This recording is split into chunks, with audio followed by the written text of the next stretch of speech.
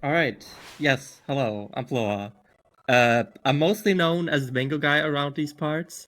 But whenever I'm not doing anything for Bingothon or bingo related, I'm playing this game, apparently.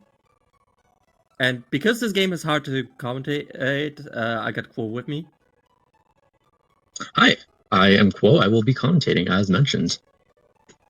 I also run this game, so I'm, a bit qualified. Yeah. I'll need to know which gender won the bid war.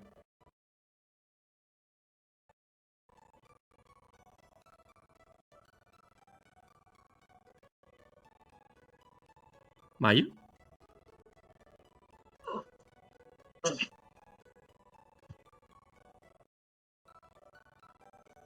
Mayu? Are you there? I'm sorry, I apparently muted myself and forgot to unmute myself. So apparently the male won by 13.50.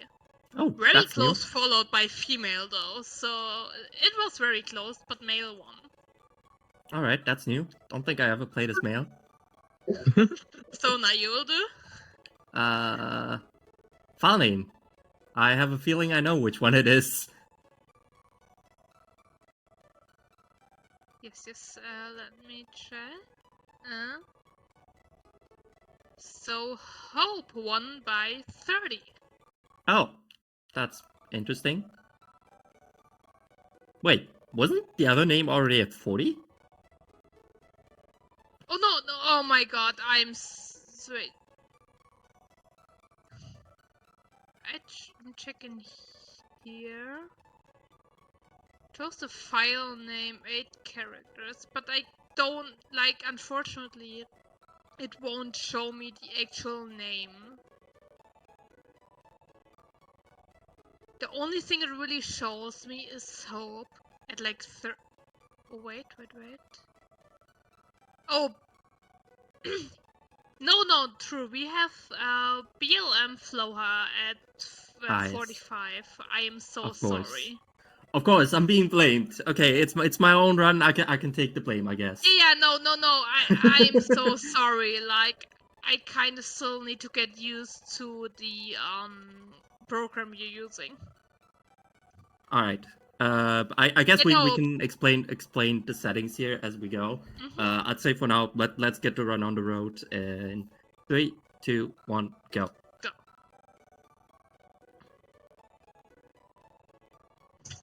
All right, so this is Fire Emblem. So we picked Melolier, and there's actually implications later. Not as severe as other Fire Emblem games. Also, if you're a dog, that is mine. Sorry in advance. So we'll talk about why Melolier is important later, because that's only important in chapter, I think, 23. So we have a lot to do before then. We did choose settings, so we're playing on normal mode because it is the fastest. And I believe you're playing on classic mode. Yes. Yeah, so classic mode is technically slower, but the general consensus is people like it better, so that's what they do. If you want to play what's the other one? Casual mode, totally fine. Saves a bit of time. We will talk about that when it becomes relevant, but classic mode's a bit slower. But it also has a lot of interesting implications. So the difference, if you're unaware, is that in Fire Emblem you have, a cast of characters, and in classic mode, if one of them has their health dropped to 0, you lose them permanently. In casual mode, you get them back the next chapter, right? So that's going to be a factor in the run. And then the last important thing is fixed growths mode. So every time you get a level, we saw a level at the end of the prologue right there, you get stat points, right? And in fixed growths mode, you always get the same stat points at the same level. So level 2, you're going to get 1 health, 1 strength, 1 speed. It's always going to be that. Versus random growths, it is random, right? As the name suggests. And that's just for consistency. There's a lot of actually places in this run where having more or less defense will just change the entire enemy AI and just make things super inconsistent. So we do fix growths because sanity is important. So we're in chapter 1. You'll notice that Floa just waited in a bush for 3 turns, and that's because we're really just waiting for things to happen, specifically the one, I think it's a barbarian, might be different class, but he has to go do cutscene things, and we just need to wait because waiting is faster than actually menuing and attacking. And we're going to be met with the sort of special mechanic of this game, which is engaging. So you saw Alir pair up with Marth there, and everything just disappeared because you get a few extra stat points. You get a special weapon, in which case is I believe it's a rapier that Marth gives, but he gives a really good sword, basically. Yes. And we will see that a lot. Pretty much every chapter we're going to be engaging in some way. So Marth, two things that are important. So he gives a good sword. That sword is effective against armored and horse units. So we'll see that whenever it becomes relevant. And then every engagement that you get also gives you a special attack. So Marth gives Lodestar Rush, which lets Alir do, I think it's 9 hits at 30% damage, something around that. So we're going to see that in Chapter 2 pretty quickly. Something else we're also going to see is auto battles. So auto battles is you sort of just let the game play for you, and it tries to do its best to pick the right decisions based on one of the 4 options. So either charge, protect your Alir, or fall back, etc. Very inconsistent, so we will not see it a lot, but whenever we can use it, it does save a bit of time. So that is that. Yeah, very inconsistent.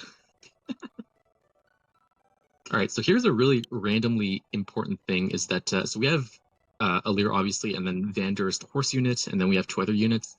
Clan is going to have to move to the middle, and that forces the boss to go to the right side of the map for some reason. That's just how the AI works.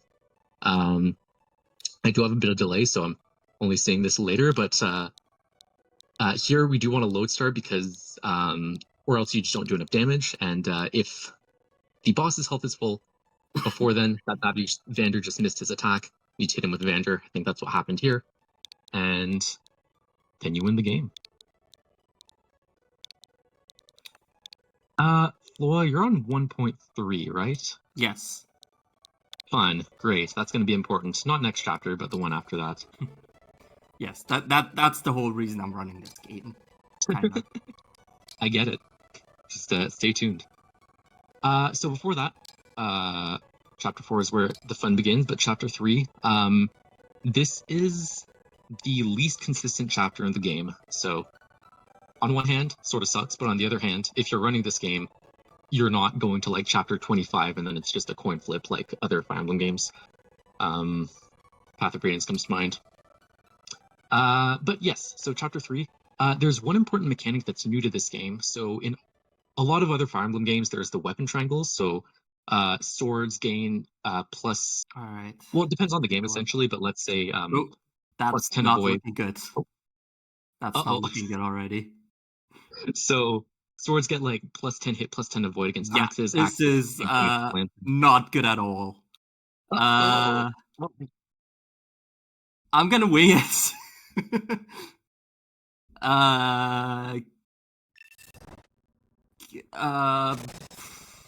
Maybe I'll survive this. There's always a chance. So long story short, so weapon triangle advantage was a thing in the past. Now it's sort of the same thing, but now there's a break mechanic. Oh my god. I can't believe I actually survived this. These things happen. Yeah, that's insanely lucky. Wow.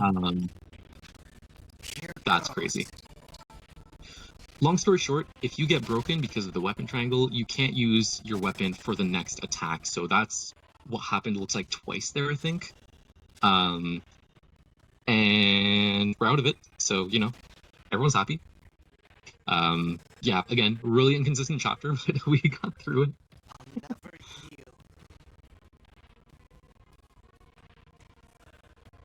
Breaking is important early game. We will talk about why that's not important late game, which is why the game becomes much better because it's a lot more consistent after the early game. So we gotta talk about something, and that is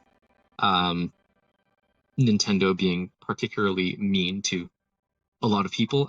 So long story short, Floa is playing on version 1.3 of this game. Currently, the current patch is version 2.0.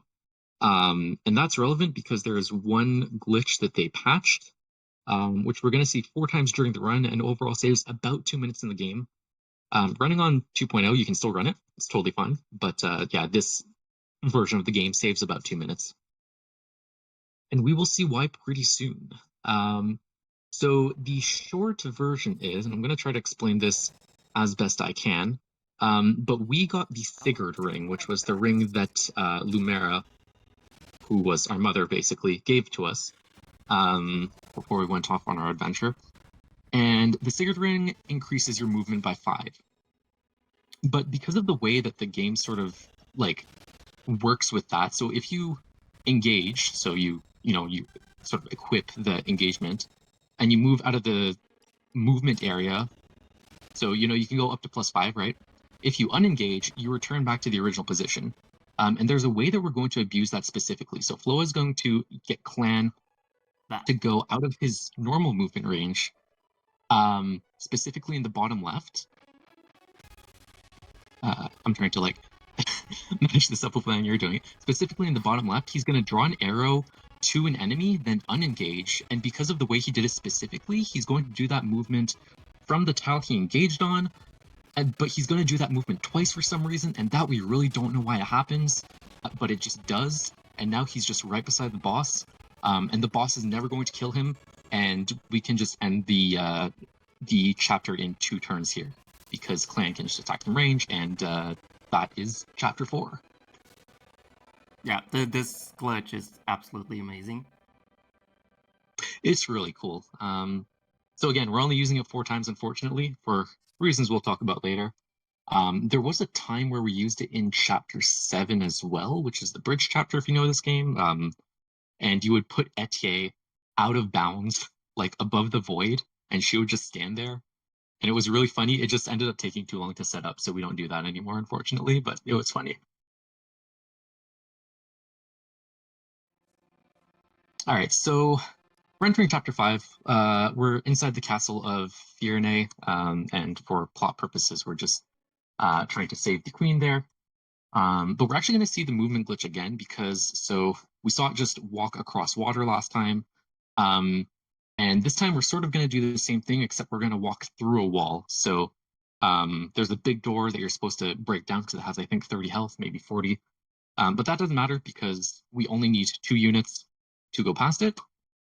So we did just get a ring, which is the Celica ring, which Saline has, and Saline is going to keep it for now. And the engage attack for that ring is Warp Ragnarok, so it lets you move 10 spaces and attack an enemy far away.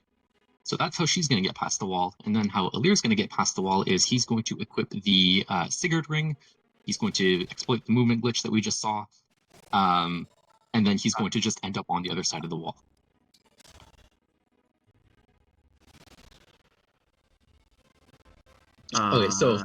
Okay, I messed up again.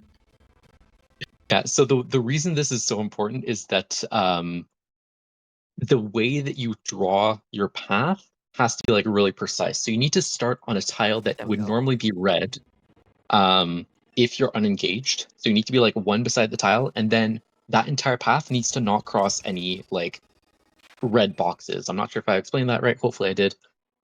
Half of you might understand, but basically just the way that you draw the path is really important. And this is actually one of the least consistent ones just because sometimes the game just draws it in funny ways. But yeah, looks like we're through at least.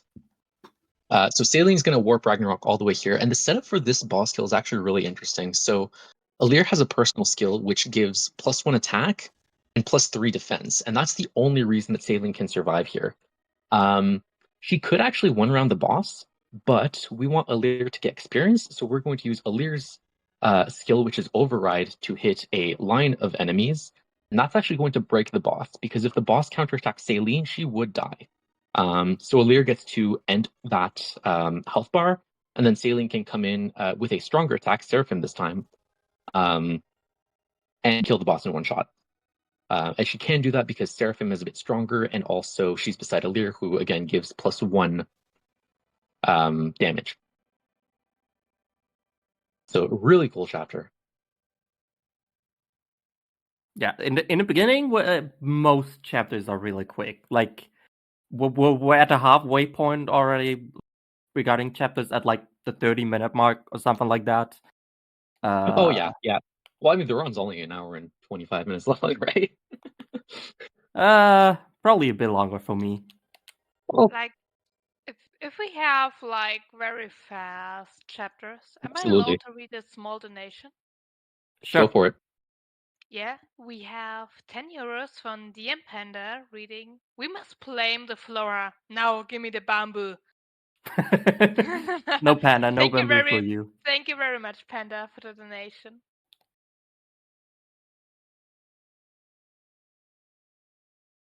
All right, so chapter 6 is the chapter that Yunaka appears. So if anyone's a Yunaka fan, this is your time. So your army is essentially split in two. There's Alir and Yunaka that's going to take the top half, and the rest of your army can take the bottom. Except we don't want the rest of our army to take the bottom because that's going to take time.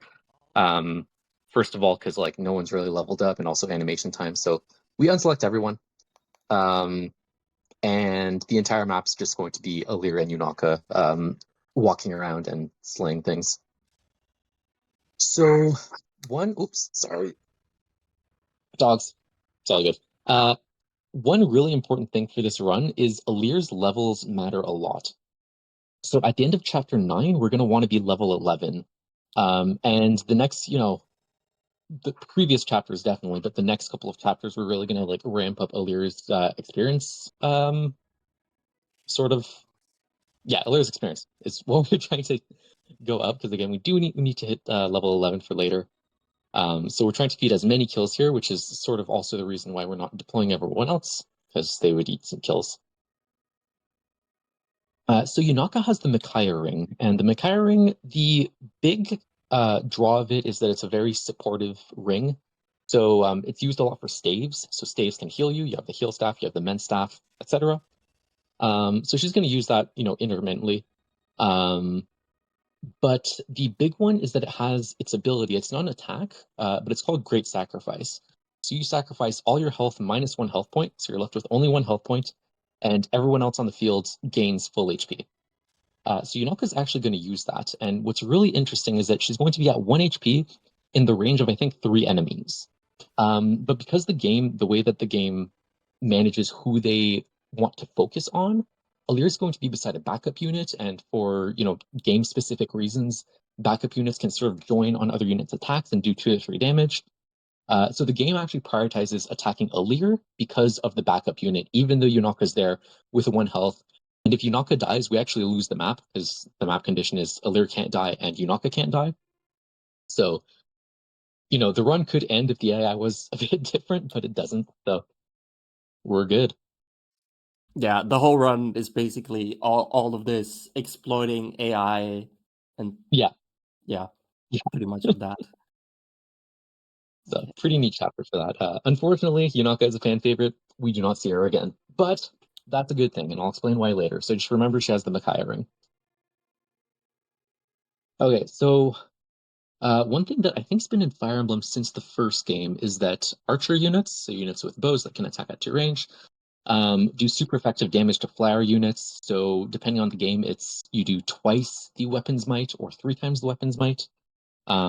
So really high level, to calculate damage, you have a unit's attack, let's say 10, and then a weapon's attack, let's say 5. So 10 plus 5 is 15, but if it's super effective, let's say it's times 2, it would be 10 plus 5 plus 5, so that'd be 20, right?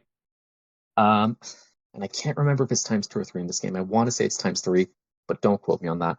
Long story short, the next 3 chapters have flying units as bosses, and the next 3 chapters are kill boss chapters. And also, we're going to get a unit here that's a really strong bow user with a steel bow, which has a lot of might to it, right? So he's going to be very useful. Before that, though, Fram is going to use Warp Ragnarok to go hit this Key Adept. And this is really important. So one really important thing about Fram is that she's really squishy. So she's going to die here, basically. Long story short. Sorry for the Fram fans. But since she's in the range of the boss, she's actually going to trigger the boss to aggro us. And now the boss is actually, instead of us going all the way to the boss is going to come all the way to us. Which is really good, because this is a long map, like horizontally. So we're going to position Alcris specifically to be 2 away from the boss. And he can just one round the boss with his steel bow, which is a bit insane in my opinion, but it is what it is. It's not as many There's- P as I would like, honestly. Well, gotta deal with it. Yeah, so again, Alir, we're trying to get him levels, so he's trying to override, which is his attack, as many units as possible. Sometimes you can get a line of like 4 units and 2 of them die, because horses and mages die in 1 hit to that attack. But again, we want XP earlier, and yeah, Alcris can just one-shot that boss. And also, he's going to one-shot the next 2 bosses. Granted, so the bosses in this game do have multiple health bars, in this case 2. So it does take the enemy phase attack and the player phase attack, so it's not just walk up and bonk him like past Fire Emblem games. I forgot to do the Emblem Ring equip. Gotta remember to do that before I start the next map. Emblem Ring equip. Yeah, So you can do the Emblem Ring equips. There's like 3 points where you can do them. You can do them like you can do them everywhere. post the map. Yeah, you can basically do it whenever, but you usually do it like directly post the map when you're in this like explorer thing, or I do it normally there. Yeah, it is faster to do it there. It's technically less menuing. But yeah, if you forget, there's 2 extra spots to do it, thankfully. This game's very generous. Speaking of generous, I don't think we spoke about it. We did see it earlier in Chapter 5, I think, but there's a rewind mechanic in this game. So if you ever mess up, you go back, redo your stuff. It's all good. Again, hopefully in a speedrun, we don't see it, because ideally we don't need to redo any moves, but, it's there just in case. Whereas past games, it was, you better be really good at improvising. Yeah. All right, so Alcris is going to hold the Celica ring. I should do the attack. Yes, that is important. I was like, wait. Yeah, so Alcris is going to do the Celica ring and attack that enemy. It doesn't actually matter what enemy you attack. You just need to be in that specific position, which is two range from Ivy's max range. So she needs to attack that range so that Alcris can attack back. So again, if you're point blank, Alcris could not attack back because he's a bow unit. Since he's specifically there, he will be able to attack back. And again, Alir is just going out trying to get as many kills as possible to get stat points, because we do need to hit level 11 by the end of next chapter. Okay, that's looking which good. is chapter 9. 33 XP left. I need to do the... No, I think he would have done it with... Yeah, he would have used the bow anyways. Yeah, he would have used the bow there, but again, very safe and sorry.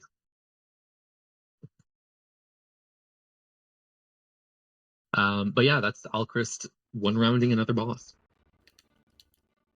So one thing we didn't really talk about is between each map we have the option to go back to the Somniel, which is sort of like a palace in the sky, because you're actually a dragon, plot reasons. And it's sort of like the monastery from Three Houses, except this one specifically, it's not as involved in the story, so you don't go back every time, but sometimes you do go back. And this is going to be one of the 2 optional times that we go back.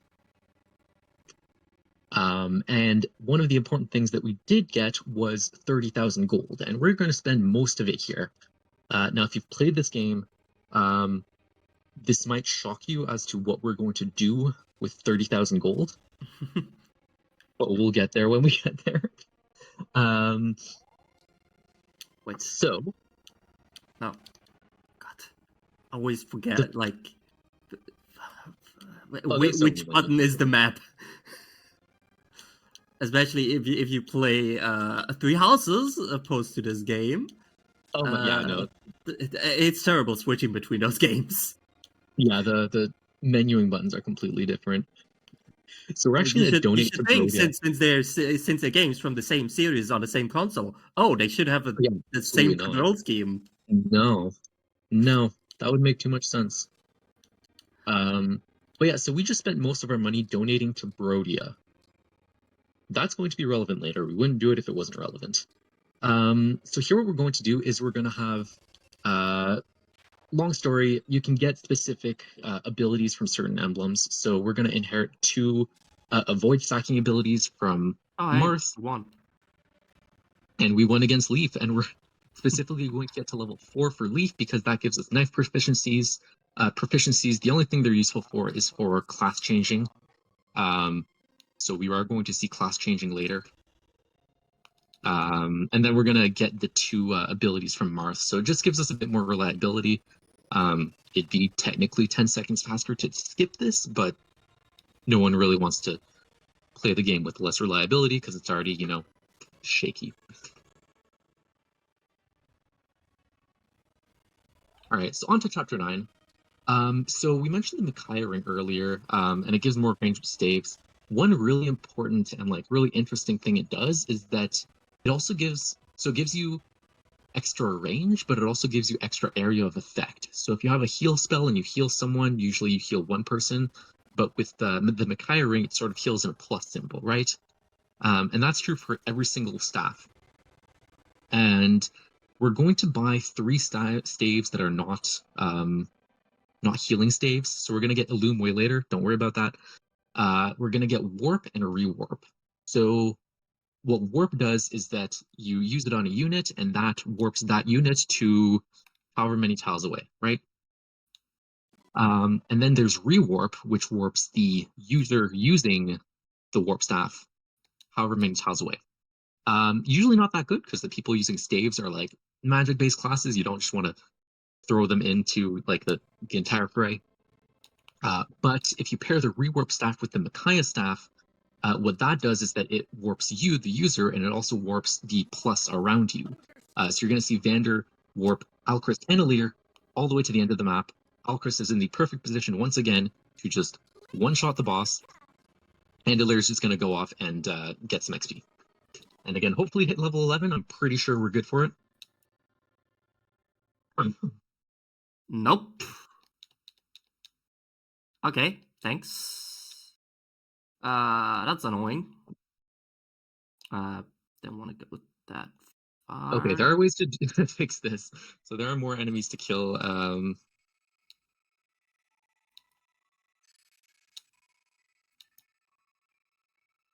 We start with that. Okay. Okay, if this doesn't work, I will pull up my notes because I do have backups written down in my notes. You can kill that guy, right? Yeah, you can. Alright, that works. Yeah, I could have done the backup like all the way back to the beginning, and like I figured that would have been too slow. So I tried to do a different backup. Not necessarily if it was faster in the end. We hit level 11, the run continues. So yeah, level 11 is important because I'm pretty sure we get an extra speed and strength point, and that's just important benchmarks for pretty much the rest of the run. So we donated to Brodia way back when, and what that does specifically for us is whenever we pick up ores between chapters, we actually get a ×7 multiplier. So instead of getting, I think, 4 steel, we're going to get 28. And instead of getting however many iron, we get 420. And that is going to be good for us to go back to the Somnial. So this is our second forced visit. We did not go to the Somnial. We will go back to the Somnial. We will now go to the Somnial. And as long as we get there. I mean, better go to the world map instead of the Somnial, instead of going to the Somnial instead of the world map. Yeah, that's true. Yeah, because at least some things happen. So what the iron and the steel do is now we can forge our weapons. So Yunaka, she joined us in chapter 6. We're not going to use her anymore, but we will use her dagger, which is an iron dagger. We're going to forge that into a steel dagger, and then we're going to forge that into a steel dagger +4. And if you don't know what that means, it just puts a lot of extra stats onto the dagger. And we are going to be using that. So this is also where we are going to promote. So Alir is going to go from, I forget what it is, Dragon Child to Divine Dragon, which is the promoted class of Alir's base class. But that's not important because we are going to immediately class change to the Wolf Knight class. And the Wolf Knight class uses daggers. And this dagger is very good. We're actually going to use this dagger until the end of the game to kill the final boss. This dagger doesn't kill the final boss, but it's used to damage the final boss. So that's all you need to know, right? We're also going to need to use tonics and all the stat boosters. This just gives us extra stats for the next map. But specifically the Wolf Knight class, it uses daggers, and daggers in this game are a bit ridiculous. So they are 1 to 2 range, so you can counterattack pretty much any enemy, whether they're like sword fighters, which attack at 1 range, or bow users, which attack at 2 range, or magic, which does both. There's specific enemies that'll attack at 3 range, which we can't do, but we'll deal with those later. So that's really good. And the other thing is that, so we talked about the breaking in this game. So, you know, if a lance user attacks us, we're going to break, and we're not going to be able to counterattack the next time. Daggers, the weapon that breaks the daggers is the fist weapons, or the scrolls, whatever you want to call them. And 2 things. First of all, those are extremely uncommon. And second of all, especially in the later part of the game, our stats are going to be so inflated that just by nature of the scroll weapons, they just do a lot less damage than other weapons because they hit 4 times instead of 2 times. But our stats are going to be so high that they're going to do 0 damage. And if they do 0 damage to us, they can't break us. So it's just, yeah, daggers essentially are really good in this game. And we're going to avoid every chance of being broken, except for 2 chapters. This is one of them. This boss has like a 15% chance to hit us, so it's probably not going to happen. We might see it. Probably not. But yeah, Wolf Knight is really cool. One of the earlier regrets of this game actually used Marin as the carry, so Alir was not the carry for the run. It was actually Louis until we got Marin, and then it was Marin for the rest. And then we sort of just translated that to Alir becoming a Wolf Knight, which we'll talk about later a bit. So this is really funny. So we have Boucheron here, and Boucheron is useful specifically because of the tile that he starts on. Because when Vander rewarps us, because of the way that rewarp works, Boucheron is going to move specifically beside that treasure chest, which has a Draco shield in it, and that gives us +2 defense. And Boucheron did his job, and he did not survive much longer than that. But yeah, Vander has the rewarp staff, so again, we're going to rewarp all the way to the right, and then Vander's going to rewarp again. And this is sort of the shitty part of the game, where we could save Vander by not putting him right beside Hortensia. We could actually move him to the next room, but we don't, because having Vander die here is way faster than having Vander die in the next chapter. So we sort of just leave him there. And he dies, right? And so there's technically 3 bosses in this chapter, which is Hyacinth. I forget this guy's name, Morium, let's say. Morium. Yeah. Yeah, and then Hortensia. We need to kill only the first 2. We do not need to kill Hortensia, so she stays back there. And yeah, right now, we are just so inflated on stats, because you're not supposed to be a promoted unit at this point in the game. Things just die to you, like, automatically. Yeah, you can just run in and steamroll everything. And we will see that until the game catches up to us at around level... No, not level, at chapter... When's the next hard chapter? I think like 22. So... Kinda, I guess. I guess it'll like not include the chapter 19, I think, which is the one with Marnie and Gris. No, Marnie and Marnie. Yeah. Not Yeah, Marnie and yeah. Gris. 19 or 20, yeah, something like that. We'll get to that later. It's going to be a while before things actually are threatening to us. This is a fun chapter, so you're supposed to have your entire army here and run away, but the entire army that we brought, which is Boucheron and Vander, both died, so it's just Alir. And one of the big perks of being a Wolf Knight is that you have 6 movement, whereas if you're playing this game normally, you probably only have 4 at this point, because you're probably still in your base class.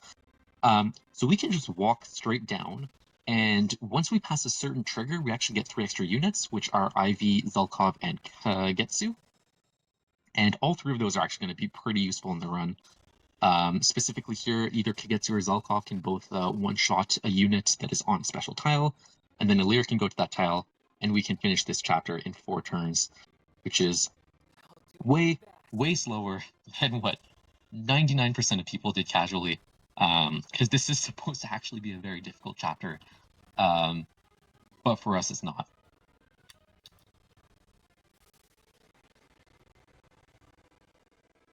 So we're now in the second half of the game, and because of story reasons, we actually lost all our engage rings. So we don't have Marth anymore. We don't have Sigurd, which lets us do that movement glitch. So we will not be able to do that for a while. We lost Micaiah, which gave us our crazy like rewarp setups that we used in chapter 9 and 10. So we will not be able to use that either. Who else was useful? We lost the Warp Ragnarok from Celica, which again, very useful. We used that a number of times. So we have none of those. Instead, we have the Lin Ring and the Lucina Ring. And in the speedrun, the Lucina Ring is essentially useless, and the Lin Ring we'll only see a bit later, so we'll talk about that later. But for now, it's a route map, so we haven't seen a route map in a while. So in case you forgot, so defeat boss maps, you defeat the boss, it's pretty self-explanatory. Route maps, you need to clear all the enemies on the map, right? So this one starts with a bunch of enemies on the left side of the map or on the right side of the map, and we need to clear them all. So we're going to use a couple of units here. So Ivy specifically is going to be useful, and then the other one that's pretty funny is one of the new characters we get. So we just got 3 new characters, and Bonet, who is known as being probably the worst unit in the game, actually is useful in this chapter just because of where he starts and the fact that he can one-shot enemies with, I think he has a steel great axe or silver great axe. Really powerful weapon, basically. He's not a good unit, but he's good enough for what we need him to do. So that is, that counts. And yeah, a couple of other things happen. So we use Ivy to clear up a couple of other units, and then Bonet gets 2 other kills in this map. At the end of this map, if a certain number of the green units survive, so the green units are just like allies, if they survive, they give you stuff. I don't think we need anything. It's like a elixir, maybe a seal of some sort, but again, we don't really need them. But we just happen to save them because we end the map basically so fast in 3 turns. And that is chapter 12.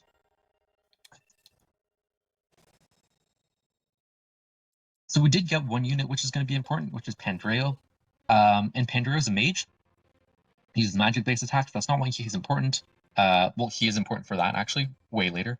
But specifically, he comes with Staff Rank and the Warp Staff. So the Warp Staff can, again, warp you up to 5 tiles away, or 10 tiles if you use Micaiah, which we will see later. Oh, sorry. And one of the uses we're actually going to see is right here. So we're just going to bump Alir with the Warp Staff a tiny, tiny bit. So chapter 13 is a Fog of War map, and I did mention one of the older routes which used Marin. Technically, it's faster to do this map with Marin, but because we're trying to, gain Alir levels, and if Marin gains levels, essentially it's just a time waste. We still just ran it with Alir because overall it's just better that way. And then we also get Tamara and Penette. So Penette, if you're like into the meta of this game, Penette is like one of the most broken units. She can do there are setups where you can get her to do upwards of like 600 damage, which is really insane. But she's going to be useful for 2 things, which is better than Tamara, who's going to be useful for 0. It is what it is. Alir is going to be doing most of the work here. So the reason Zulkov's here is because since he's a thief, he just has more vision in Fog of War. So Fog of War is whenever you there's those dark tiles that you can't see because it's nighttime. Zulkov gets a bit more extra range, and we actually use that.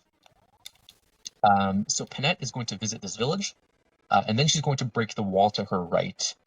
And Marin's just going to hide because we want her to survive, and also there's actually a chance she gets a level up, but we don't want that to happen.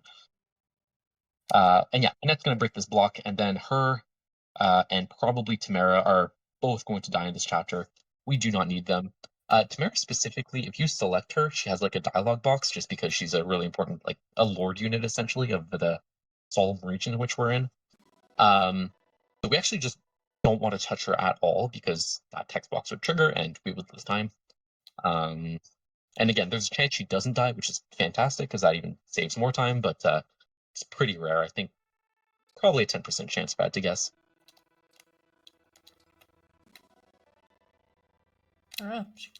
Yeah, she dies relatively regularly on my runs. Yeah. happens most of the time, definitely. So I would probably argue it's more than 10%, but I don't know. Oh no, I say she survives 10% of the time. Oh, she survived Keep 10%. that in Oh mind. yeah. Yeah. Oh yeah, sorry. Yeah, no, it's all I good. wasn't listening. That's okay. Oh I don't well. say anything about yeah, she normally dies, which loses 2 seconds. It does involve or implicate some menuing later. Not that important. So yeah, so this is another defeat bosses chapter. There are 2 of them, which are these. I'm not sure if they're twins or brothers or what's their deal, but there are 2 of them. And yeah, they're pretty strong, and they're both backup units, so they just do even more damage to you. But again, our Alir is just so souped up on stats right now. We're covering this without really that big an issue. And again, so part of what helps is all those stats that we got, first of all, for being promoted unit, going all the way to level 11 way back when, but also the Marth skills that we inherited, which gives us plus 10 avoid. Helps, every bit helps.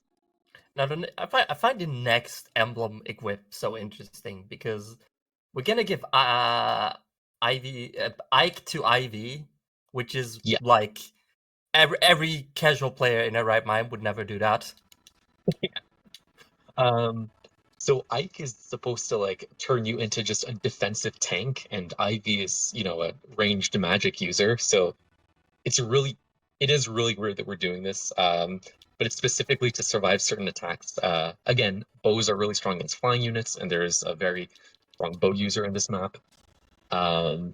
So yeah, we give Ike to Ivy, which is really crazy. If you played this game, yeah, it's not something you would ever really think of doing. The other one we're doing is we're giving the Lin ring to Zelkov. So Lin has her special attack is Astra Arrows. So she shoots 5 arrows at 10 range. And again, these attacks sound crazy. You can essentially only use them once per maybe 4 to 5 turns if you manage it really well. Probably only once per map if you're just playing casually. Maybe twice if you're lucky. But yeah, so 10 range with arrows. But since Zelkov is specifically the class that he's in, which is the thief class, he actually gets 20 range. And with 20 range, what you can do is snipe the boss from the starting position. And if you remember in chapter 7, we would aggro the boss so the boss comes to us. Same thing happens here. We're going to aggro the boss so that the boss comes to us. In this case, it's a bit better for us to also join the boss halfway. We'll talk about that later. But yeah, so you'll see Zelkov doing that pretty much immediately. So there's a big river thing or pond that we can just warp across, which is really useful because or else you just need to go around. And also Ivy can fly. Oops. Not the guy I wanted to attack. Yeah, I do that a lot. So yeah, we need to work with Alir, but Ivy can fly across it, thankfully. And again, Ivy has the Ike ring, which is used specifically for bulk. So 2 things it does. It makes you more likely to be hit, but it also cuts the amount of damage you take in half. So since that bow user does so much damage, and bow users are generally pretty accurate, we're gonna say F it, and we're gonna use this ring, we're gonna take half the damage. And she has 0 chance of dying. And the reason Ivy is important here is, so she is a magic unit, she's also a staff unit, and she's also a flying unit. And magic flyers are really, really good in Fire Emblem, and if you add staff on top of that, it's really, really, really good. So specifically, she has the rewarp staff, and the reason she has that is because there's a treasure chest in the top right corner that she's going to go get, which holds the boots item, which gives you 1 extra movement, and movement is really, really good in Fire Emblem. So that's her side quest she's going on while Ilir just rushes towards the boss. Everyone's aggroed onto us thanks to Zelkov using Astro Storm on turn 1. And you sort of just wipe the floor with everything. And that's one of the things that's really interesting about the AI in this game is that if you would just enter this room without aggroing the boss, Hortensia has I'm not sure if it's scripted or what you would call it, but specific events, let's say, where she has her sort of set path of doing something. So she's supposed to I think warp units towards you and like refresh units with her Byleth ring, which is sort of a dance if you know Fire Emblem. So she's supposed to do like all this supportive stuff to attack you, but since we attacked her turn 1, that just is completely thrown out the window. Sure, let's try it. Why not? Oh. The chance of me actually hitting Hortensia here and ending the map is okay. I got it. Never mind. I was and about to say the chance is really low. Oh, you can attack from range there. Oh, that's true. Why did I never consider that? It's so attacking from range there specifically. Hortensia has 2 weapons. One is a 1 range, which she uses against you, and one is a 1/2 range, which she uses against you if you go to the pillars to get more avoid. I don't know why that happens. I just know that that's why it happens if you stand on the pillars. So if she was smart, she would use the 1/2 range, and that chapter would be way worse. But she only uses the 1 range weapon. In any case, doesn't matter. She's she's not dead, so we defeated her. She actually joins her army, and we will see her in 2 chapters. So we'll actually be using her a lot. She is also a flying unit that can use magic and staves. We're not going to use her for the magic, but we will use her a lot for the staves. We'll talk about her next chapter, but for now, we're in chapter 15. And this is a really interesting map. So this is where we meet our dancer unit. So dancers generally, hands down, the best like unit in your army in the game. So what they do is they can refresh your units. So if you move, if you attack, if you do whatever, and you end your unit's turn, a dancer can come in and say, hey, you can move again this turn, right? Really strong. We're actually not going to use that here, specifically because every time Seedle dances, he gains experience. And if we get 1 crit out of, I think, 3, then Seedle doesn't get a level, and that saves like 4 or 5 seconds. So if we do dance here, we're guaranteed to hit that level. If we don't, there's a good chance, not a good chance, there's a chance that that we get to skip that level.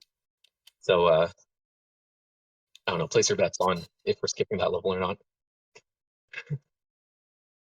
But yeah, so Seedle needs to escape. And this is sort of like a weird like maze kind of map.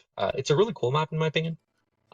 Where you enter it, the doors close behind you, and Seedle needs to get to the other exit to escape. And it's a very like long winding path. So we just got to do all that. After we do a bit of menuing. No, oh my god. Oh, that was that was first of all very sloppy menuing, and second of all, I just exited the map. Oh no. That's yeah, that happens.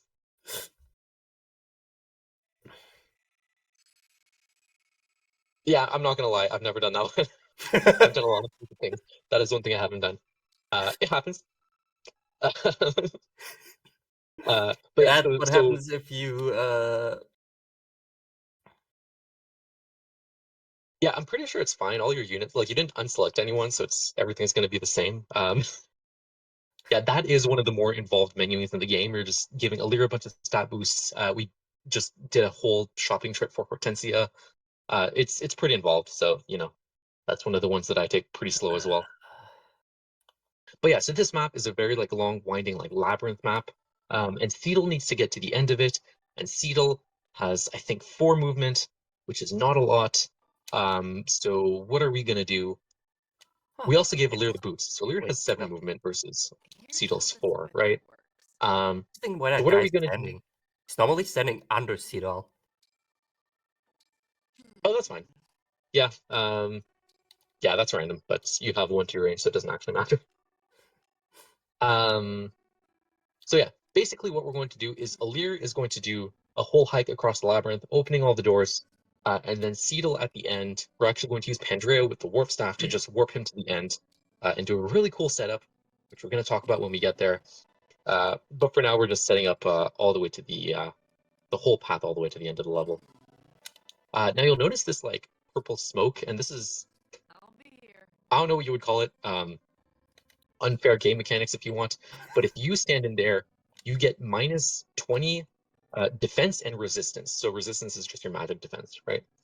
But if the enemy's standing they get plus 20 defense and resistance. So they are extremely bulky and really hard to kill. So we avoid it as much as possible. I'm pretty sure we avoid every single thing in this map. Again, thanks to the boots that we got last chapter, because Ivy did her whole side quest thing, and we have 7 movement now.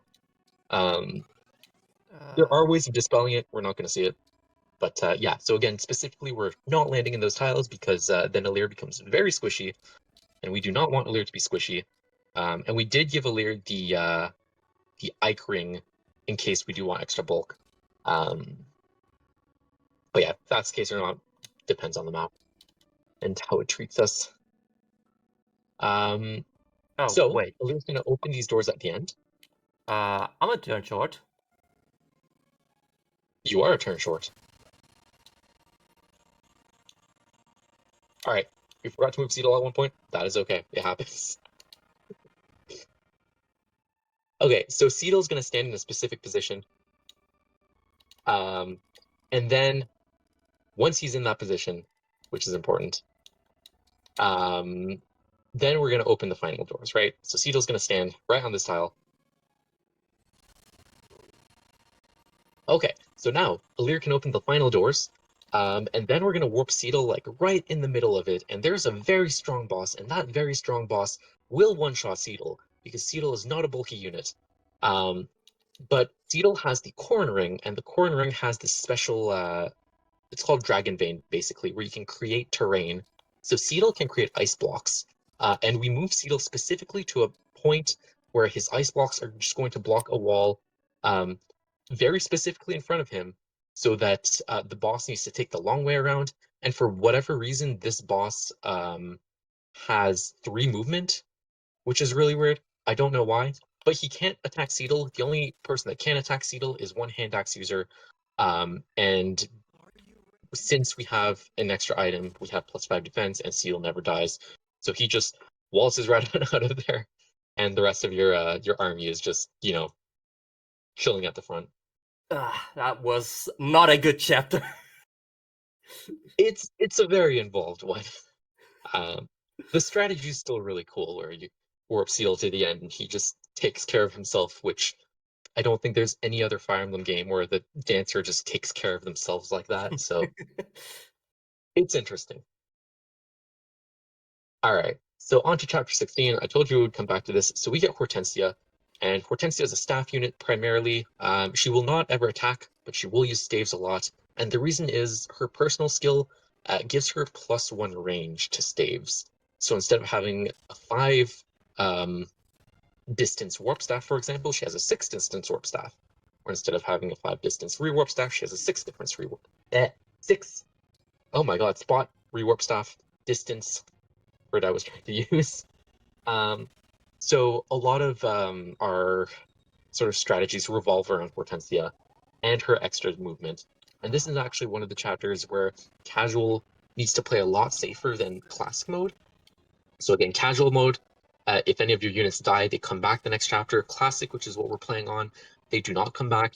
And Hortensia actually has a chance to die here. That's correct. Bit stressful. Zakov.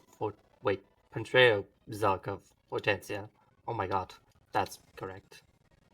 That looks right.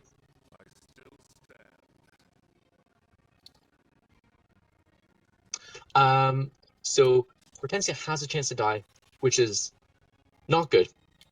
So we're gonna do a couple of things. So first of all, we're gonna attack this guy. So this big beast we're gonna see them a lot, but they do a lot of damage. Basically, if we were to position Alir separately, then Rosado could actually one-shot that boss. But we don't want that to happen, because if Rosado one-shots that boss, then Rosado will get a level up later in the game, and level ups are slow. So we specifically two-shot that boss. Not the boss, the worm is what they're called. Wait, why is Ivy still there? That's bad. That might mess up with my unit ordering later. Yeah, it probably will, but I think you forgot Zelkov. Oh yeah, I did. Oops.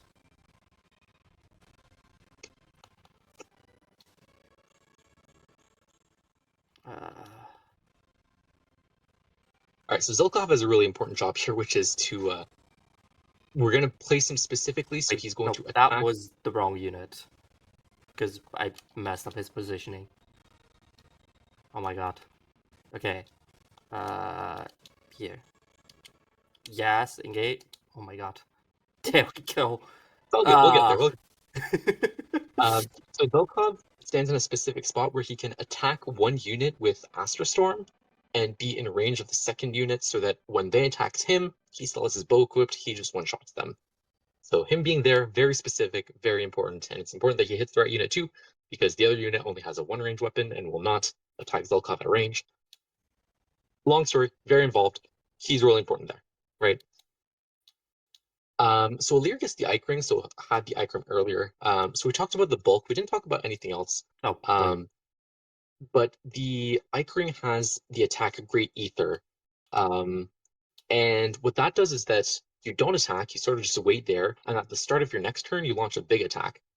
And that's really important because Marnie here is going to use her engage attack on us, I think, either this chapter or the other one. And you can't counterattack engage attacks. So Great Ether is a really good like tool to use if you're not going to be able to counterattack. You just stand there, you wait it out, and then on the next turn, you sort of get to counterattack, and we can actually kill Marnie like that. Mauvier doesn't die here if we use the daggers, but he does move pretty early on enemy phase, and then he dies on enemy phase, basically. And the really stressful part is that there's an enemy that moves before him that can attack Hortensia, and Hortensia can die. And normally you can just go back, but then Mauvier attacks you, and then the chapter ends, so you can't go back. So that's why this chapter is really stressful on classic mode, but we avoided that, so that is totally okay.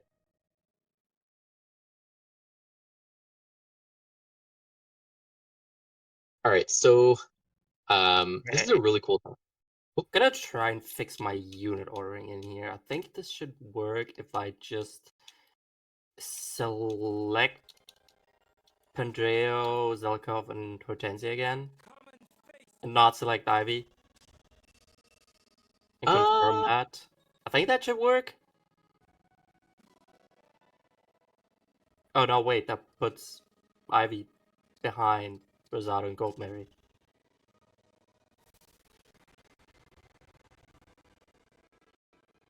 I think I have a plan. Not entirely sure. Fix this. So specifically why we need to fix this is that the way that your units are sort of put in like your unit order, that's where they're going to be based on the map, like where their starting position. And in this chapter doesn't matter, next chapter doesn't matter. But there are some chapters where it matters a lot. There are actually a lot of chapters towards the end of the game where it matters a lot. So fixing this now, probably for the best, so that we don't need to deal with the headache every single chapter for the rest of I'm not sure if that fixed it at all, as I was supposed to engage here. I feel like I might have just messed it more up even more. We'll find out. All right, so this is a really cool chapter. It's a defeat all the bosses chapter, and there are 6 bosses.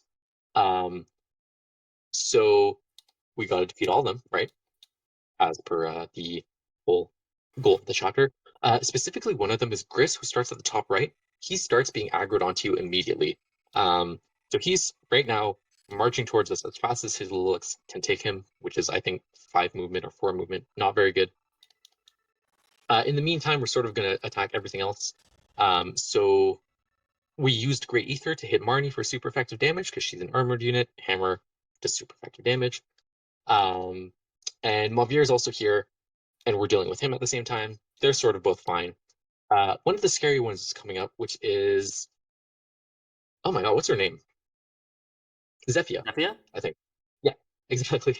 So she has the Sigurd ring right now, and the Sigurd ring can use Override with a Rider's Bane, which does super effective damage against riding units, which you currently are because you're on a wolf. We positioned her specifically behind that rock so that she needs to attack her at 2 range. And one of the really, really interesting things about the AI in this game is they're only going to go for their engage attack on the first turn that they can. Because normally they would walk up to you and they would use their attack, and then they wouldn't have it anymore. So they only use the first turn. But since we're 2 spaces away, she can't use it, and we have used that to not get one shot by her. And we're actually going to abuse it again right here because we're going to be in 2 range from Vale, who Vale has the Marth Ring. The Marth Ring has the Rapier Sword, which is super effective, I think, against horses again, which you are, and that would also one-shot you. But us being at 2 range saves us from that, and figuring that out was the only reason that this chapter works the way it does, basically. All right, a lot more things are surviving than they should, but again, you're not really worried about your stats at this point. Things are going to die. It'll happen when it happens. And there we go.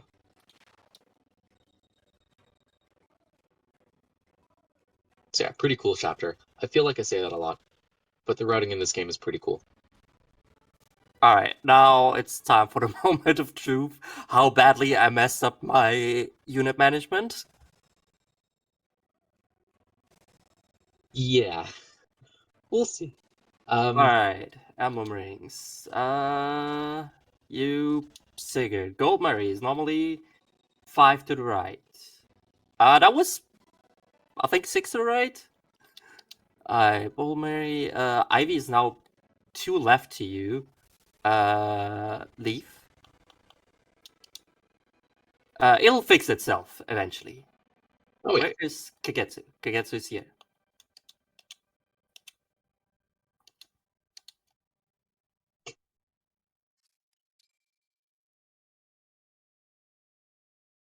It'll fix itself eventually. Yeah, chapter 23, I think, or 22. We'll get there. So we just got the Sigurd Ring back. So again, the Sigurd Ring gives you more movement, and it also lets us do the movement glitch. We will actually not see it for a bit, but it's an option if we need to. I think we're not using Sigurd anymore at all to trigger the glitch. No, you're completely Only right. using Roy to trigger it. Yep. It's an option. We're not using it. So this chapter is really, really cool. We end up one-shotting the boss, or one-turning the boss, rather, because the boss has 2 health bars. But the way we do that is just a combination of a lot of different things. So we have Alir, we have the Steel Dagger +4. We're going to use the Byleth Ring, which has the Goddess Dance ability, which is sort of like a dancer, so it refreshes us and we get to move again. But specifically on Gold Mary, it will give us +4 damage. We're also going to use a Strength Tonic, which gives us +2 attack.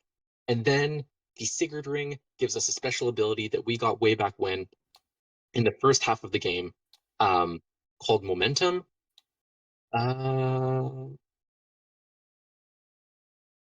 So Sigurd Ring has Momentum, and what that does is that it gives you +1 for each tile that you move. And Momentum's really important. Okay. Yeah, I think you're supposed to be 2 to the right. I was looking at that note, yeah. That is what happens if you do not take a look at your notes. That looks right.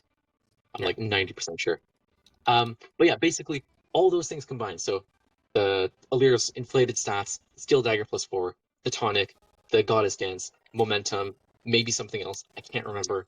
All of that lets you do enough damage to the boss to hit the first health bar, but you will not do enough damage on enemy phase to hit the second health bar. But one extra thing that daggers do that I didn't mention yet is that they do something called poisoning your target, which makes them gain 1 extra point of damage. And because of that poisoning of the dagger, the 1 extra point of damage that basically gets applied twice because you hit twice, that is what's going to kill the boss in 1 turn on this phase. Which is a very involved setup to say that this chapter is done in 1 turn, which is really cool. Also, you might have missed it, but Rosato, I think, went to the left side to get a speed wing. We're going to use that later.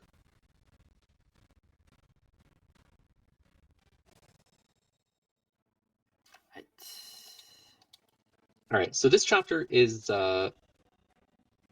one of... this one's complicated. I'll try to explain the best I can. But we actually use more than just Alir for once, which is great. So we're going to do the same strategy that we did in chapter 15, where Zelkov is going to Astra Storm on the boss, and that's going to aggro the boss. because again, this is one of the other chapters where the bosses have like certain things that they do. So Mavier is supposed to rescue units that's way behind him, closer to him, so that you sort of just have like a barrage of enemies coming. But if we attack the boss is just going to sort of forget everything that happened and just start going towards you to attack you. So we need Zelkov for that.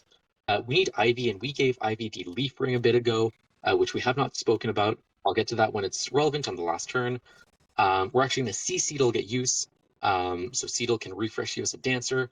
We're going to see that. And then Kagetsu has the Corn Ring, which we briefly spoke about. We'll probably speak about that later again. But yeah, so for now, we're going to rescue the green unit. Not rescue, we're going to talk to the green unit, which is Saphir. And she's actually not that important, but if we talk to her, she doesn't go and get herself killed, which is important, because we will use her twice in the run. And then, yeah, again, Zelkov attacks the boss. Ivy is going to throw fire at the floor.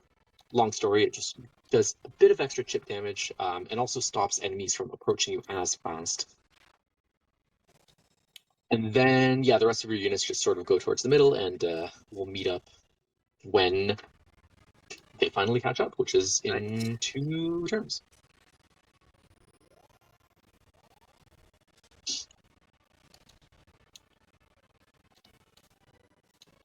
Okay, so turn 2, we're just setting up for... where I specifically look at my notes, because this is a point that I mess up often. Yeah. So there's a lot of moving parts, and if you ever like do something wrong, probably the entire strategy is thrown out the window. So turn 2 we just set up for turn 3, and turn 3 is where we actually kill both bosses. And there's a lot going on here. So we're going to use fire to do some chip damage. We're going to use I think Ivy's second, and she's going to use an attack on Marnie. Marnie has the Roy Ring, and the Roy Ring has the ability Hold Out. And what that does is that if she's above 6 health, she's always going to survive with at least 1 health. Unless you use a engage attack on her, which Kagetsu does with, I forget the name of the attack, the one that Korn has. And that breaks her health bar, breaks Hold Out, so we're fine with that. It also does some chip damage to Mavier, so that Alir can come in and finish that up. And now, this is where things get a bit interesting. So Mavier actually survived, so we're actually going to refresh and kill him now, because he does have a weapon that's effective against Alir, and will one-shot you. So we're just going to deal with that, or we're not going to deal with that. Hopefully we don't die. Oh, he attacks Seedle. Go back and use. Wait, I either. have a different idea. Okay, you got this. When did I attack the first time? Okay, this is where I attacked the first time. Alright, I'm gonna attack the first time, counter out. And then dance. Yeah, you can also use the gear to shuffle the RNG. Never mind. Yeah, this way you should not be attacking Seedle. I think this should work.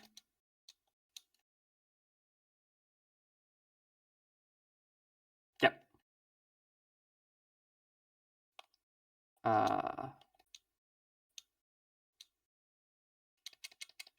Alright, as long as no one dies, we're He good. did still not die. Interestingly. Yeah, he's a tough one. Alright, so one important thing is that, again, Marnie still has Hold Out. Ivy's going to use her engage attack, which is Quad Strike, to attack Marnie, and that's going to finish her health bar, and also go through Hold Out. So Hold Out is not a factor in this case. Why does she have so much health left? Something is extremely wrong here.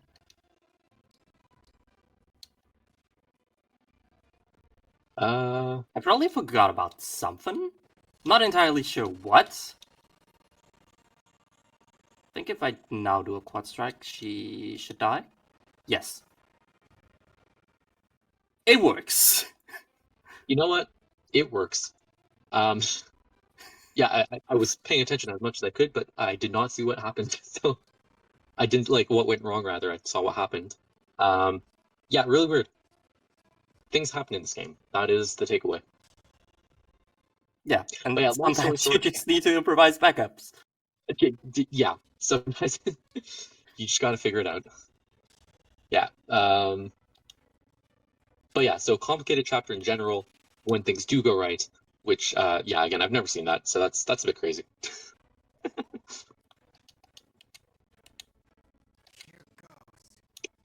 Okay, so the next chapter is another Fog of War map.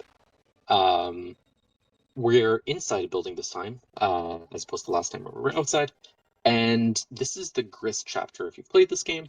So Gris starts on the other side of the map, except he has the Celico ring and he's going to warp to a random part of the map. So one of 6 tiles, as far as we know. And he's going to hide in the Fog of War. So you do not know where he is. So we sort of need to plan around that with the entire route. And that's why in chapter, I think, 15, we got the Illume Staff. So what the Illume Staff does is that it's basically like a big torch, and Hortensia is going to use that to reveal where Gris is. And once Gris is revealed, Saphir, which we got last map, which was really important to talk to her so she didn't die, because we need to use her here. She comes with a Brave Axe, and a Brave Axe hits 4 times. And she comes also with, pretty good stats because she's a pretty end-game unit. And she can actually, with the Brave Axe, one-shot Gris. So she's going to do that with the Sigurd Ring because she needed more movement. Now, we got the Roy Ring as well.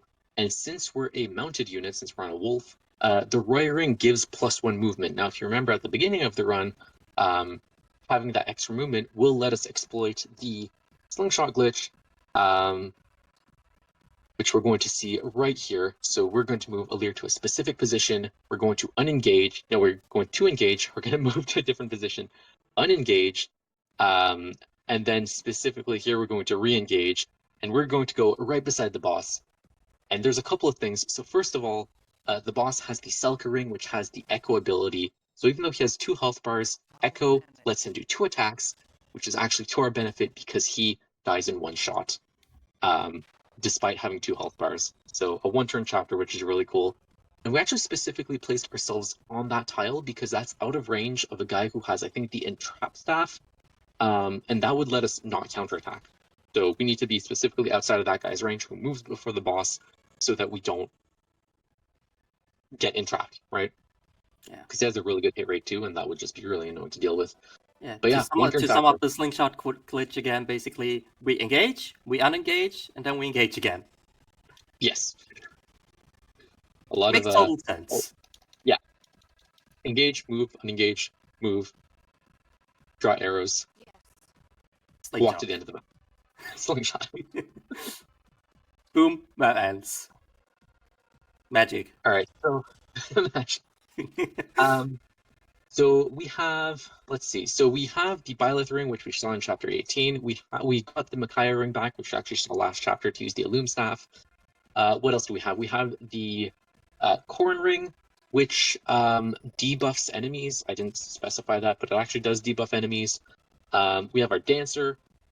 We have a lot of moving parts now, and we're actually going to combine sort of everything. Zarkov, We're going to make sure that Andreo, we're in the right place Rosado, first. Marin, Fogato. That seems accurate, yes. Yes, I think I fixed it.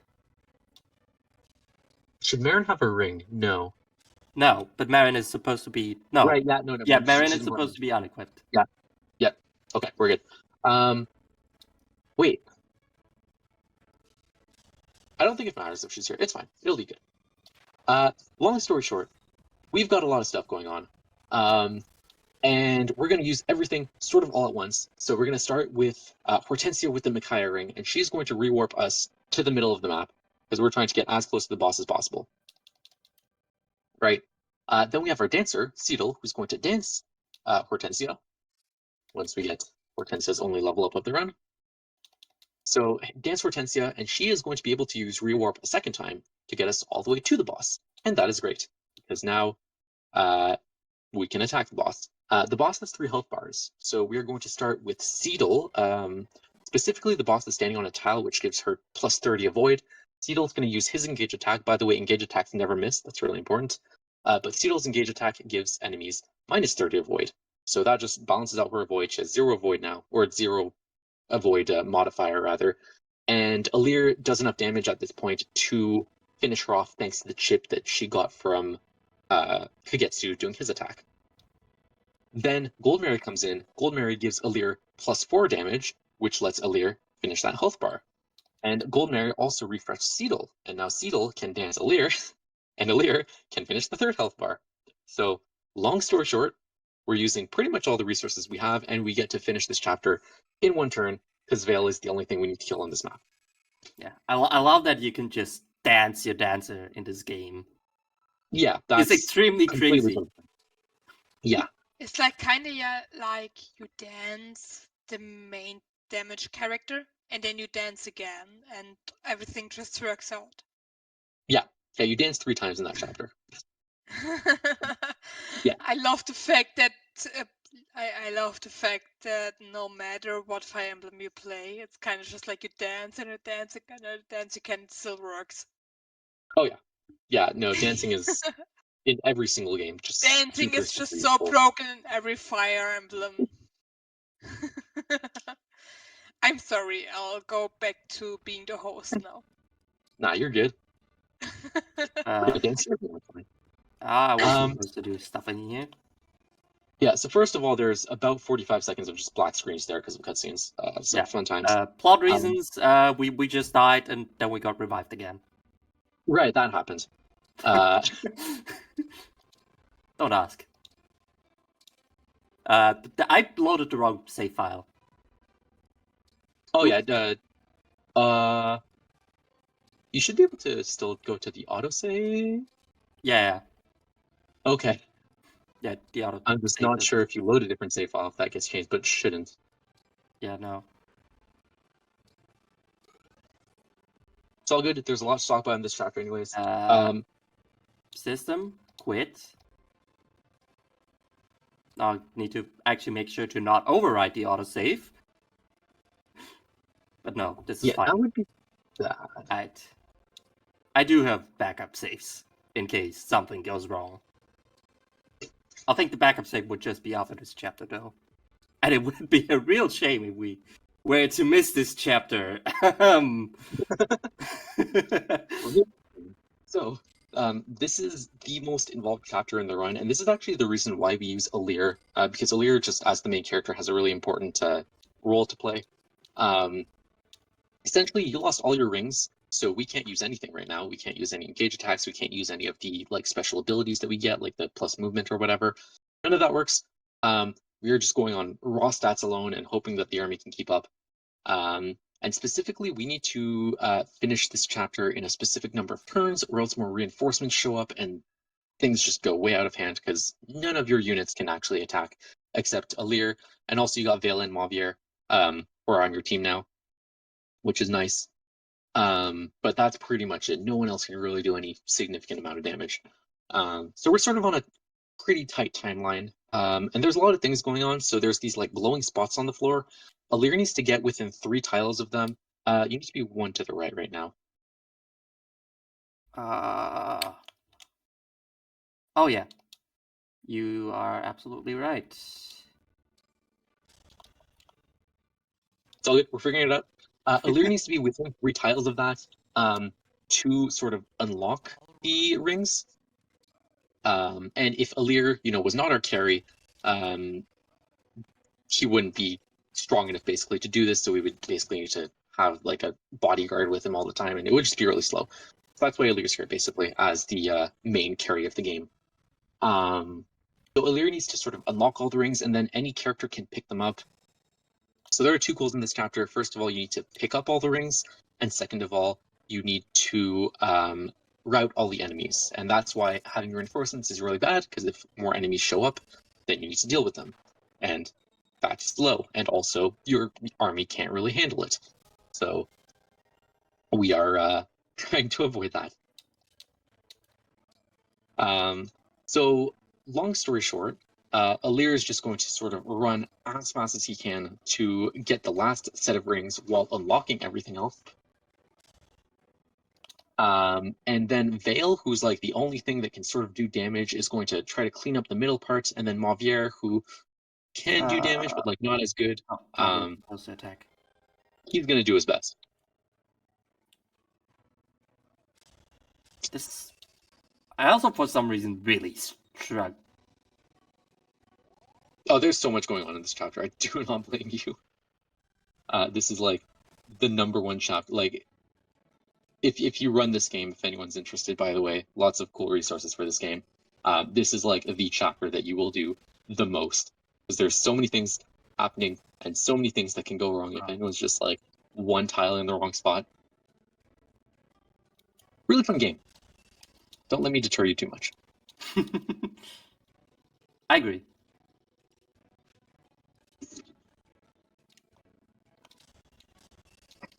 No, not there. All right, I have a dog now. But yeah, so again, Alir trying to clear as many things as possible. We're also using, so there are 3 sort of not garbage units, but garbage units in Seedall, which we used to dance once and we will not use again. Kagetsu and Goldmary. So they're there specifically just because this is like a continuation chapter. So chapter 10 and 11 was a continuation chapter. This is the other one where it's your army from the last chapter. You actually can't change anyone you bring or don't bring. So that's why they're there. And then Ivy is really useful for her movement. So Wait. she's going to be able to walk around and... Something feels off. No, I think you're good. You just go 2 down from the pink ring. Or 3 down. Oh yeah. Wait. Isn't there normally a worm here? No, that's fine. That's normal, I think. Okay. We'll find out. But yeah, Ivy's used for her movement. Hortensia is used for her movement since we brought her last chapter. Might as well use her again. And then, yeah, Mavier and Vale are sort of the only units that are able to clear up what Alir is not going to be able to get. Oh, I also forgot to move Hortensia last chapter, but that's fine. Yeah, you have an extra turn to bring with Hortensia at least, so not that big a deal.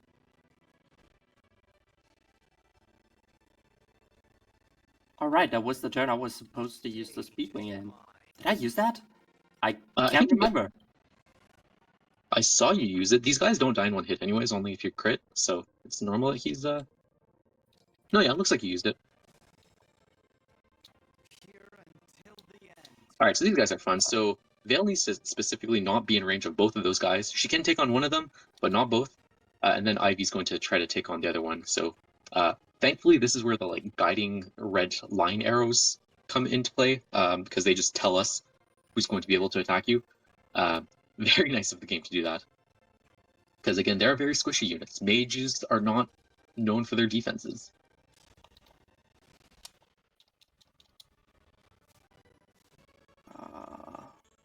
Alright, so this next turn is really interesting. So, again, Alir goes to the end and is going to unlock the last set of rings.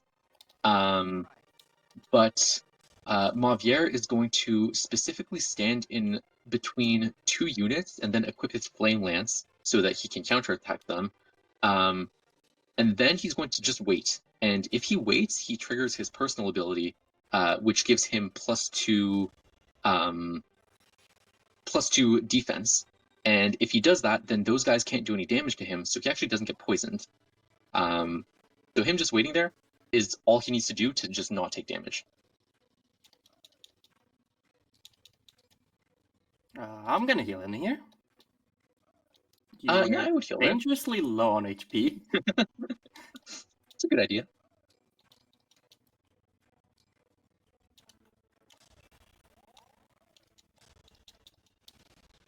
Yeah, the cursor in this game is also really weird sometimes, because sometimes you can just hover over other units in this game, and sometimes you just cannot. Yeah, so we didn't really talk about it, but there's like 2 cursor movements. One is where you like actually move the characters, and the other one you draw arrows. specifically for the slingshot glitch to work, we need to use this like weird one. It's I don't know. I don't like it, but it's faster, so we deal with it. It's also like doing actions like if it's at the end of your movement, you can just like hover over it. But if it's not at the end of your movement, you have to like you can only hover over enemies to attack them. You cannot do any other actions. Yeah. All right. Anyways, Okay, so the equips. big menu comes in. Yeah. So we just got all our rings back, and we're gonna set ourselves up for the end of the game, basically. Because I don't think there's any equips after this one. Pandrea was, Pandrea is not always supposed to be. Rosado. Where was Rosado? I saw Rosado. There's Rosado.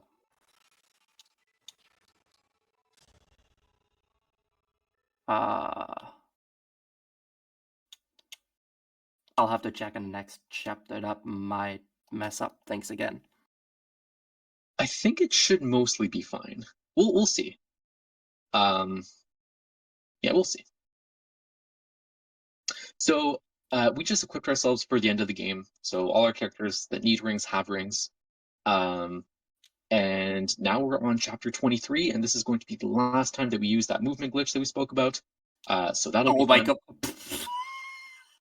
I think that's the first time that ever happened to me. Oh. Okay, so we're supposed to support with Vale there. Yeah, I guess supporting with Saphir is gonna... It's probably not gonna do anything, I'm gonna be honest. Nothing's gonna change. Yeah, no, it was just a funny time loss. I don't think that ever happened to me. Well, it's the first time for everything. Yeah, it's more common than you think. It's all good. So Vale supporting with Alir, keep that in the back of your minds. That's going to be really important for the last 3 chapters of the game. But for now, we're going to do a weird menuing quirk. So we're going to unselect everyone. We're going to ready up. We're going to unready up. We're going to unselect more people. Ready up, unready up. And that just changes units' position in the menu. So it's really weird, but it works. So that's important. We're not doing that just for fun.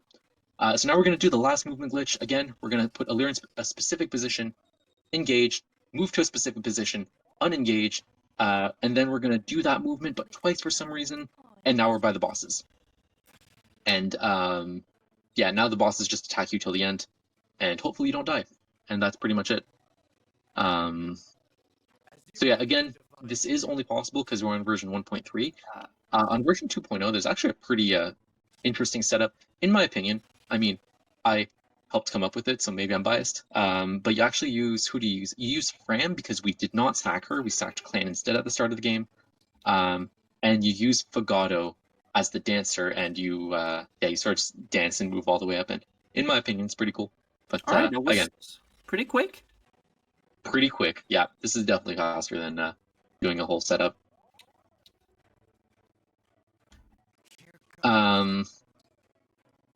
So, long story short, plot-related reasons, we're going to go back 1,000 years in the past. Don't worry about it. But we're going to fight our past selves because we used to be evil, but now we're not evil. It's an entire thing. But we fight ourselves, and ourself is really strong. Specifically because... Do you have... I forget what the boss has. I think the boss has the Marth ring or something. The boss has an item that does a lot of damage to you, basically. So you can't just stand in front of the boss and soak hits like we did last chapter with Zephyia and Gris. So we actually need a setup for it. So this is going to look a lot like chapter 21, if you remember that. If not, don't worry about it. We'll see it again. Yeah, the upcoming bosses are not easy to deal with. Nope, that's actually fine. Cool. Setup was completely fine. Cool. All right, so we are going to use a combination of everything again. So we're going to use the Micaiah ring, we're going to use the Seedall as our dancer, we're going to use the Byleth ring, which is now on Marin. And I told you we would come back to this. So this is the chapter where male versus female Aleer matters. So Marin's personal skill activates if there are 3 or more female units close together. And what it does, gives you +5 hit and +5 avoid. And if we're female Aleer, we have, I think it's 86% chance to hit the final boss, but male Aleer only has an 81% chance to hit the final boss. So that is the only difference between genders in this run, which is, a lot less significant than other Fire Emblem games, which completely rely on, as far as I know, all of them use female units because they're just generally better. But yeah, so that's why we use female Aleer in the actual run, because there's a 5% extra hit chance. So we supported Vale earlier, and that gives a few things. So long story short, because we died and came back to life and then died and came back to life again, plot reasons, we're now essentially an emblem ring, so we can engage with other units. Aleer rather can engage with other units, and we can engage with Vale. And since we supported with Vale, we that did also anyways. there you go, we're fine. Hit it anyways. Since we supported with Vale, that gives us an extra ability, which is, I think it's called Attune, and that just gives you extra stat points if you kill something. Long story short, it's an entire setup on, that's why we basically, in this chapter and the next one, we're just going to kill a random unit to get stat points everywhere. And there you go, we 2-turn this chapter. And the only reason why we 2-turn this chapter is because we just had to move Marnie. No, not Marnie. What's her face? Hortensia. We had to move her once, or else we would have 1-turned the chapter. So it gets silly when you have a lot of things going on, especially this game where it gives you a lot of things. It's pretty cool. Yeah, I think if you did not, the last 3 splits of my run are literally just called "Rip Me, Rip Mom, Rip Dad." Yeah, so your mom died earlier in the run. Plot reasons, she's back now. She's evil now because of not her will of her own. So she's the boss here.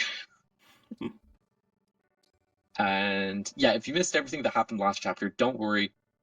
It's going to happen again.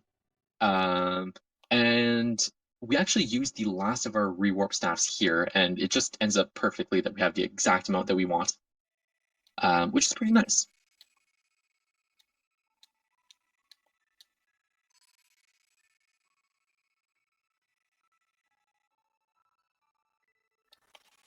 And yeah, so because we do these chapters so fast, we actually don't even need to bother unselecting the rest of our army because they're just never going to see combat and they're going to be fine, even though they probably mostly all die in one hit, especially some of the squishier units. But yeah, no, it's fine. So again, rewarp to the middle. We're going to rewarp specifically between the 2 signposts here because that just moves units in specific positions since they obviously can't be in the walls. And that puts Vale beside Aleer, and Aleer's personal skill gives +1 damage, which is actually really important to kill this one guy. So that just works out really well. And then Aleer can take a step forward, and then that makes another diamond. So Marin can come in, do her goddess dance, and now everyone's refreshed, and we're going to use everyone to kill the final boss. So again, another chapter where there's just a lot of moving pieces and everything just sort of flows really, really well within itself. Yeah, it's really very impressive how we've managed to route this out. I don't want to misattribute this, but I think Claris was the runner who came up with a lot of the endgame strats. Yeah, but if not Claris, it would have been like Gwimpage worked a lot on it, TR worked a lot on it, I worked a lot of it, especially at the beginning. Yeah, everyone sort of put their little pieces into this game. Also, if you caught that, we literally just warped Vale 1 spot to the left because it's easier that way. Use an entire warp staff on just that, which is sacrilegious if you look at some other runs. It's funny. All right, final chapter. Final chapter. All right, we're going to the sawmill. Good. Yeah. I did the right menuing. There you go. So again, plot-related reasons. The only way we can access the last chapter, it's not on the world map. It's in the Somniel because this one's in space through a portal for, again, plot reasons. I have literally no idea why it is in space. It doesn't even make sense in plot reason. I'm not gonna comment on the plot because I have not a lot of good to say. But we need to go to the Somniel. Is the short version of it. I will agree on it. Like if you want to play a modern Fire Emblem game for its plot, play Three Houses. Oh yeah. I do, however, think that Engage is the better gameplay wise. As a gameplay experience, it's really, really good. Definitely recommend. But anyways, last chapter. So there's two phases to this fight. Way better. For a number of reasons, but I agree with that. The game runs properly. So the boss is actually aggroed on you from the start. So we're just gonna let him walk to us, and then we're gonna deal with him. There's two phases. The first one is like literally just nothing, basically. Sort of, yeah, this is the bad guy, and you need to kill him. So we're gonna set up our Engage Plus, I think it's called, with Vale and Marin again.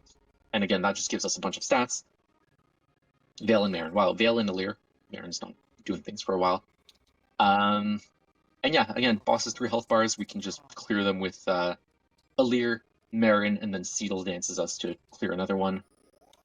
But the second phase is where things get really interesting. So there's 4 sort of mini bosses in the corners, and we need to kill all of them. Technically, we don't need to, but the boss has a barrier, and if we don't kill them, the barrier just soaks up damage for the boss. So if we do kill them, boss takes more damage, and then we can kill the boss, right? Technically, you don't have to break the barrier, but don't worry about that. The specific emblems have super effective damage against specific bosses. So we equipped emblems to certain characters. So Saphir has the Marth one. Pandreo has the Celica one. Apparently, Saphir does not have the Marth ring. Oops. Who has the Marth ring? I think nobody. Okay. At least nobody who's in. Yeah, try to use. Oh, we're just gonna. Okay. Yeah, I'm just gonna redo the chapter. Yeah, no, that's fine. Yeah. Yeah, we're gonna retry that. That's fine. Saphir needs that Marth ring. I think the menuing quirk earlier might have just thrown some things awry, but it happens. So Saphir will have the Marth ring. Trust me on this. And then I think Pandreo has the Celica ring, and Rosado has the Leaf ring, and then Mavier has the Sigurd ring. Pandreo, Mavier, Rosado. Yep, that is all fine. Yeah, nobody had the Marth ring. Yeah, that would have been tough. So again, if you consider so we got Saphir pretty recently in chapter 20, chapter 19. We got Mavier again pretty recently. Pandreo we only got in chapter 12, and Rosado in chapter 16. That was 10 chapters ago and 14 chapters ago, I think, if my math is right. But even then, they just come with the specific set of stats that just ends up working well. So Pandreo specifically, his magic stat is just so high that at base level, with the Celica ring, he can one-shot that boss with Warp Ragnarok. So that's cool. There's apparently a crit on the enemy phase there. Yeah, that happens. Because I didn't even need to use Cedal in here. Yeah, no, you can just skip Cedal.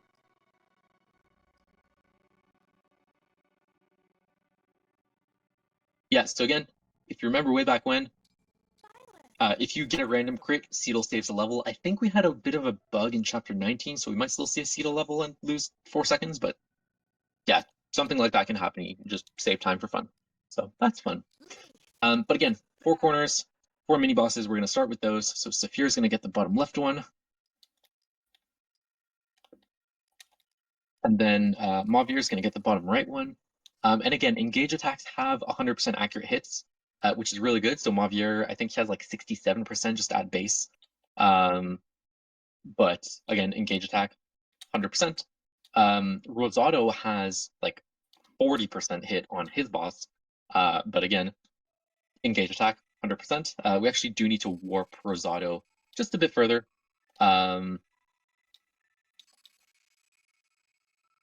which just works out really well because that's her last warp use. So again, Rosado hits his boss, Pandero hits his boss, and then the barrier's down. And now we can start actually fighting the boss. And there's a lot going on here, so I will try to explain as much as possible, but we're going to engage plus with Veil, just again to inflate our stats. We're going to use the Steel Dagger on the boss, and then we're actually going to trade the Steel Dagger to Veil so that Veil can use the Steel Dagger on the boss. When you engage plus, you get a special sword, so Alir, even though Alir, he doesn't have any weapons, he can still use the special sword to attack the boss, thanks to Seedle, who's going to refresh him, and then you're just in a perfect little triangle position. I think I'm getting ahead of myself here. You're pretty much on point. All right, excellent. So you get in this nice little triangle position. Marin can come in and give you a dance so that everyone's refreshed. We didn't talk about it, but the engage attack that you get with Alir is Dragon Blast, Bond Blast, something like that. Something Blast. It does a lot of damage. And both Alir and Veil can use it on the boss. Since the boss is so big, he's just taking up so much room. They can be beside themselves. Come on. All right, Goldmare is going to game. Oh, Goldmare is not going to game. You can use Bugado. Or Kagetsu. Yeah, anyone. Again, Kagetsu we got in chapter 12, so he's still seeing, no, chapter 11. He's still seeing some use. But yeah, last time's coming up, by the way. That's... Yeah, Bomb Blast again. Seedle's going to refresh one last time, and then we're going to win the game. And... Oh, well, I forgot to put animations on. Time. No. No animations. Oh, well. Unfortunate that we had no animation for the time, but Floha, thank you so much for this one. It was amazing. Wow, also thank you so much for commentating. Like, I literally had no time except for the one time I asked you. I had like time to ask if I could maybe read a donation or something. That don't laugh, because that one means that one means you actually did an amazing time of commentating and showing us all the little silhouettes about the run. So thanks a lot. It was really amazing. The run was amazing. Thank you, Floha and Quo, for being here. Do you have any shoutouts you want to give? Shoutouts to Quo for coming in and commentating.